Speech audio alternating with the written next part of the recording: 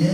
कार्यक्रम हे जे विविध जे कार्यक्रम हांगा जे काही आपले प्लॅटफॉर्म दिवन काही संधी दिता तो म्हाका दिसता अशे प्रत्येक गांवांत प्रत्येक जे क्लब आसा देवस्थान समिती हेचेर पुढाकार घेवचो तसोच ह्या कामा बरोबर ह्या कार्यक्रमा बरोबर म्हाका दिसता आमकां शेतकारांक तितलोच मदत करपाची गरज आसा हांवें 2-3 कार्यक्रमाक हे फाटल्या 4-5 2-3 कार्यक्रमाक अटेंड केल्लो तेन्ना त्या देवस्थान समिती तशेंच क्लबाक हांवें रिक्वेस्ट केली आमी एज अ सोशल वर्क एक समाजसेवक एक पंच सरपंच आमी सदोदीत तुमच्या बरोबर आसतले असले बरे कामाक पण तेंच्यांनी एक शेतकऱ्यांक लागून म्हणून कितें तरी एक निधी